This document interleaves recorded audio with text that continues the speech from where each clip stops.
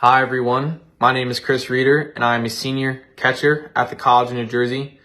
When I came into the TCNJ baseball program as a freshman in 2018, in all of our team meetings, Coach Gluss talked very highly of Dan and the Miracle League of Mercer County and very proudly of the work that us as TCNJ baseball players have done for Dan and the Miracle League.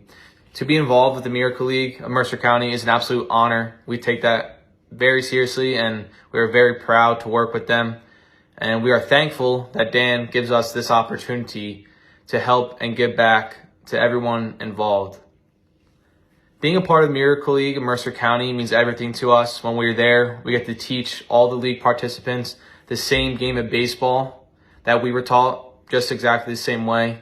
It gives the families an opportunity and all the parents there an opportunity to sit back and enjoy their children playing the game that we all fell in love with.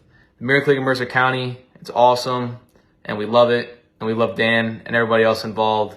So thank you guys for what you do, and we are truly honored to be a part of the Miracle League family.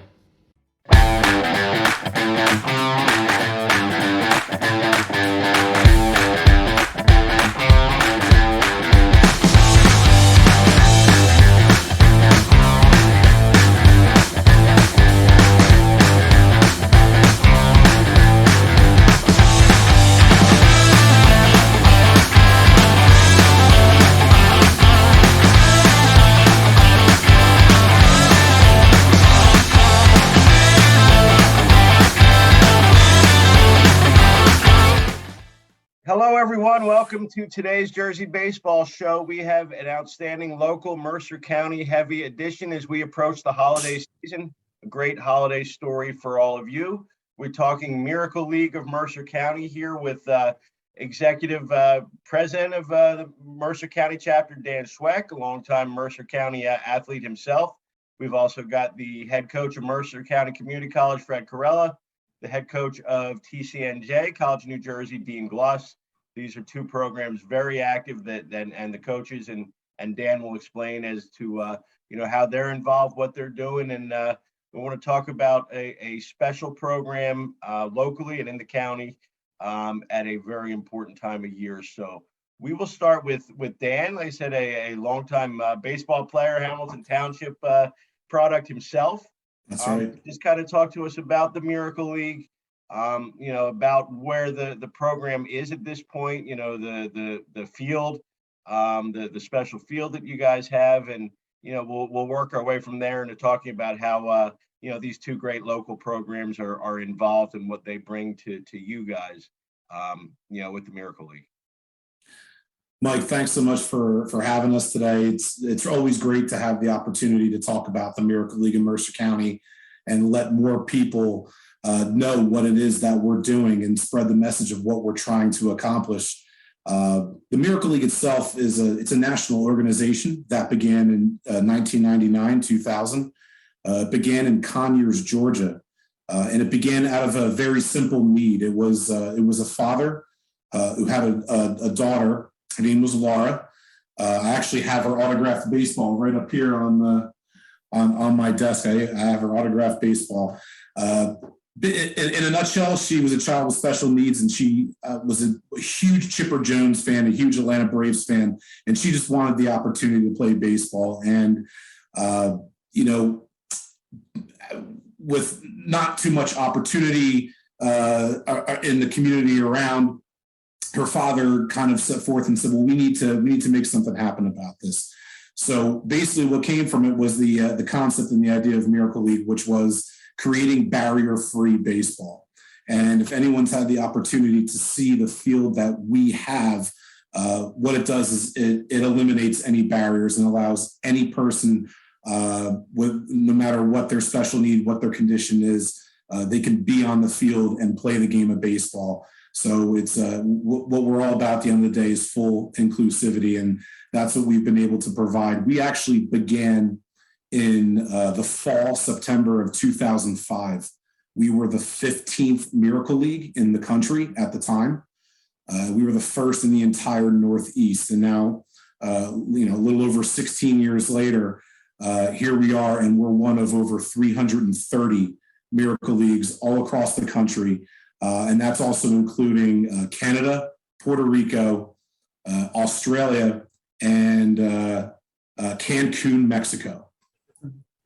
So we got to get to Cancun at some point. We got to find a way to get to Cancun. You got stuck here in Mercer County, and there's one down. Yeah, so we've been here, and for the last 16 years, we've been providing baseball opportunities for kids with special needs, of varying special needs, any type of special need.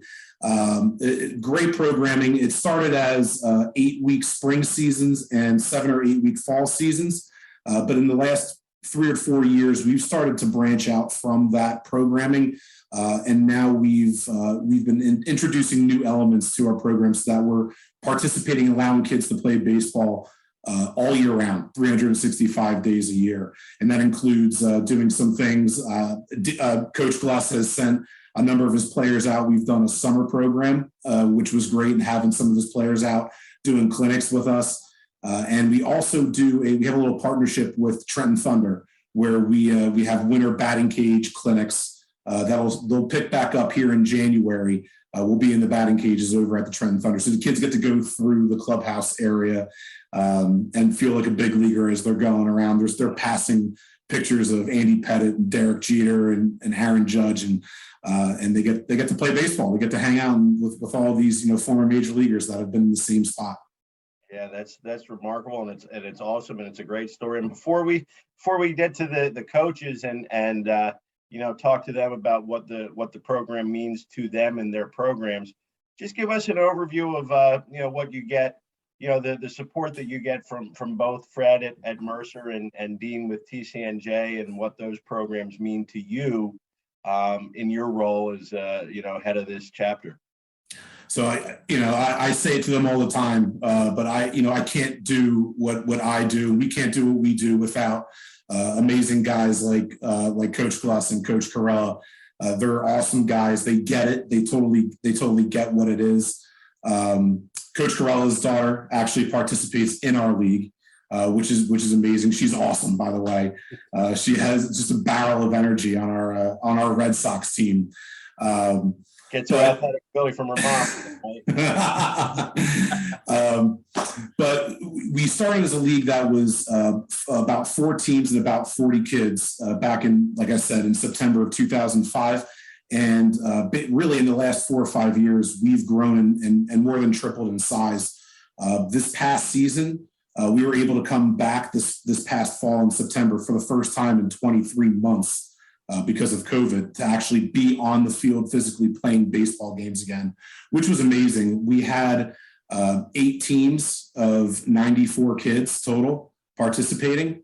Of that, there probably were about 30% new kids, and we still had a lot of participants that had played with us previously that were still staying away and playing it safe. So assuming that we continue to move our way out of the pandemic, and fingers crossed, hopefully we continue to see some positive trends, variance aside. We hope to see, more and more of our players come back. We could have anywhere from 12 to 14 teams this coming spring, which would give us 150, 160 kids participating in the league. Why am I saying all this? Because I can't do it without tremendous support and volunteers, and having large groups like TCNJ baseball, like Mercer County College baseball coming out, not just once, but repeatedly, multiple times each season, all throughout the year. We can't do it without them. These guys, the players that come out, they're awesome kids. They get it. They quickly fall in love with the kids. And, the best thing that ever happens is when I speak to them after the games and I ask them, kind of for a little feedback and what they experienced with it. The first thing they say is they want to come back. So that's always the best feeling that I get, when they get it and they realize what it is we're doing. They want to come back. So I can't do it without you guys. It's amazing what we're able to accomplish because of the community network. And while we're going through our show here today, you guys will see in the background some videos and pictures of involvement of both TCNJ and Mercer with the Miracle League. We'll start with Coach Glass. Coach, tell us about, how this came about from your, the TCNJ perspective, the TCNJ side, and why it means so much to you and to your program to be involved here. I believe it started 5 years ago with Tommy McCarthy. Tommy McCarthy started working there and volunteering, and we had a discussion about that, and he goes, "Can we get involved?" And I said, "Absolutely, yes." And so I think Tommy arranged it for the first year with my input, and since then, we just gathered steam with it and continue, because it's an amazing atmosphere. People should go out there and watch. It's just amazing. And every time my guys come back, they go, "Coach, we need to go back. We need to have them at our field." And again, I'm going to offer it to Dan again for the spring of 2022. Is we're going to have a Miracle League of Mercer County Day at TCNJ at one of our Saturday home games. So Dan and I will talk about that in the future. But it's just amazing concept. I'm thrilled to be part of it. I think I underestimate his athletes, because I'm always on Facebook watching live, and when I say that they hit a double, I'll film 6 more T-shirts, and next thing you know, there's 6 more T-shirts going and 2 more hats, because we want to give back, and our guys want to do it because, one, they want to give back to what they can do on the field by themselves. And we had a lot of freshmen this year going out there for the first time, and they were just amazed, not of just the complex, but of the athletes and how enthusiastic they were about playing a game of baseball. Sometimes I wish I could get my guys to be that enthusiastic with that, especially when it's like 35 degrees out there. Yeah. So it's been a blessing for us. A couple years ago, we had Dan and Queen Victoria at our hot stove dinner that we have every spring before we start, and it was just an amazing experience being with her and being with Dan during that dinner, to listen to her talk, listen to her communicate with me how much she loves Dan and what they do at that facility. So it's outstanding for us, and we're honored to be part of it, and that's for sure. And we will do anything we can for that organization from here until whenever we can. Thank you, Coach. And Coach Carella, just you've got kind of the dual, your program being involved, and then also involved from a parent level with your daughter participating. What's been the, I guess from both sides, obviously the father side is certainly a great thing, but also as the coach side of it as well. Yeah, absolutely. So again, thanks for having me, Mike. So I guess we started, Evelyn, my daughter, started playing probably about 4 years ago. And she just loved it. And then about 3 years ago was the first time our team went over. And it's funny because with COVID, I've still got some of those same guys that were with us 3 years ago. And I said to them this fall, I was like, they asked us to come back, and they said right away, we're going back. Like we have to go back. So those same guys that came 3 years ago came back this year with a new group of guys, and they have such a great time with it. And, and Dan mentioned this one time. So from a parent standpoint, it gives those parents a break for a little bit of time and allows them just to watch their kids play. Because as a special needs parent, you're pretty much on call 24/7, so there's a lot of things that you have to do that other parents don't understand or don't deal with. So when you have that opportunity to take a break, it's nice just to sit down and watch your children interact. And from our team standpoint, our guys get as much out of it as Dan's kids do. They just have a great time with it. And it gives them an opportunity just to relax and have fun and enjoy the game like kids again, because they see those kids smiling and running around the field and playing, and it's not, they don't have to worry about anything. They're out there playing with them and helping them, and it's really cool atmosphere. And we will, as Coach Gluss said, we're going to continue to go back and help out whenever we can.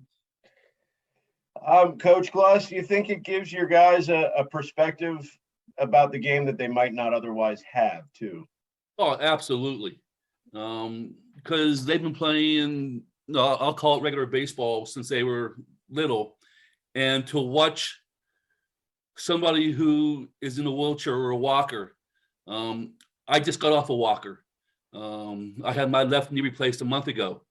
And I know how I struggled just to walk with the walker, and let alone playing the baseball with those apparatuses. It just makes your mind think more and appreciate what you have, but also watching, like Fred said, the smiles, the laughter, the excitement of playing the game. It's makes my guys think. And if we can get those guys thinking now at a younger age, that's going to continue on the rest of their life. And they're going to contribute more as time goes on because of this endeavor that we have with Dan and his group. Definitely. Coach Carella, give us what's one of the more rewarding stories that you've got from one of your players from being involved here?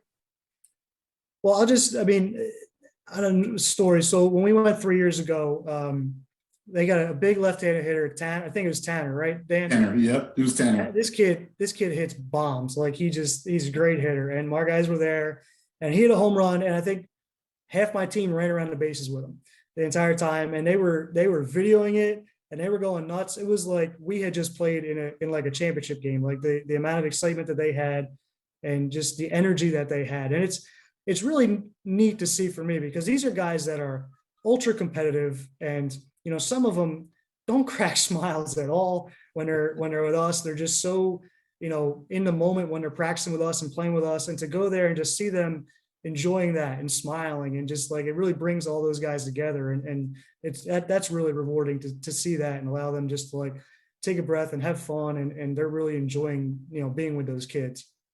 Definitely. Dan, you've been through the grind for years yourself as a player. Would you have, you kind of feel like you wish there was something like this when for you to be involved in when you were a player, I guess, but when you see these guys coming up to the field, what does it make you think? What's your feeling from watching the student athletes from both these schools being involved? Well, it's exactly what you were alluding to. I wish I had an opportunity to have more perspective. I think we all, as adult men now, we look back at our 18, 19-year-old selves and we go, huh. I was that, we all were at 18, 19, that everything. You're a cocky kid, and especially when you're growing up and you get the chance to play, for me, having the chance to play Steiner High School, varsity baseball, be on the field for a state championship, to be a part of that 2000 team that went to the World Series, and experience all those successes, but at the same time, just be so kind of caught up in it and always kind of just being on. But there were times that obviously, and as I got to college, you start to experience that burnout, so to speak. And, I think I would have I would have played longer into my college career had I had this perspective and appreciation for the game. I always joke when Dean and Fred send their guys out, because these guys come up and I tell them, like, guys, you're seeing me as me now, this 38-year-old guy who's like, who's so wishy-washy and just walks around with smiles and laughing and crying all the time at the field. I wasn't always this way. This league has changed me. Being here, at the field, watching these kids play and running this league for the last, going into my 8th year now, it's completely changed me. And I wish I had that perspective then, because I love the game more now than I ever did. Having the chance to coach now more than I've ever done in the past. Travel baseball and helping with Steiner High School. You do all these things. You have so much more appreciation for the game, because you see the pure joy of it when you just put a bat in a kid's hand and let them have an opportunity to play when they didn't have that chance before. It changes you, and I think it changes you for the better. And I always say, I could always sit here and talk forever about Miracle League, but you don't really get it till you're there and you see it. And when you see it, it changes your whole perspective, and you're just your eyes open to it, and you're like, wow, okay. And to Fred's point, And through the magic of editing, we'll be able to show that video because I have that video of Tanner's home run. You just see the pure energy that's on the field because, you know, he's up there and he's fouling a couple pitches off. He's fouling a couple pitches off, and then he just connects and rips, and it goes way over the fence in the center field. And the entire place erupts, and his mom's holding the phone, taking the video, and the phone's shaking because she's shaking because she's excited to hit the home run. And you just see an army of Fred's players just following him and running the bases with him, and the whole place is going nuts. And you're like, God, I feel like I'm at Yankee Stadium, Game 7. You know, it's unbelievable to have that much energy at a Miracle League game. But that's what we try to create every single day. And it's not just kids hitting home runs; it's kids just getting up and getting a chance to get a base hit, you know, or hitting a double to the gap. Just literally being able to go base to base to base and being able to score a run and make a play in the field. It changes you. Yeah, I'm going to make you talk a little bit more here because this is an important thing I wanted to get out to everybody watching. You alluded to your background a little bit, and this is 8 years now, I guess, coming up on as far as you being involved. Mm-hmm. How did you get involved to start, and how do other baseball guys in the area that might be saying that, you know, I want to get involved, how do we get them to do that? I fell into this by pure luck, and it's the best thing that ever happened to me personally, career-wise, professionally, you name it. I spent 13 years working for the Hamilton YMCA, and my primary role at the time was helping run the child care department. Now, in the summer of 2014, if you guys recall, the National Special Olympics Games were held here in Mercer County. They were hosted here. So you had all the state teams coming from all over the country to Mercer County, and they were competing in all the different events. I was lucky enough because of my connection with the Y and the Y's connection to SONJ. I was given an assistant role running the competition for baseball, the national competition. So that was actually my first dive into organized Special Olympics.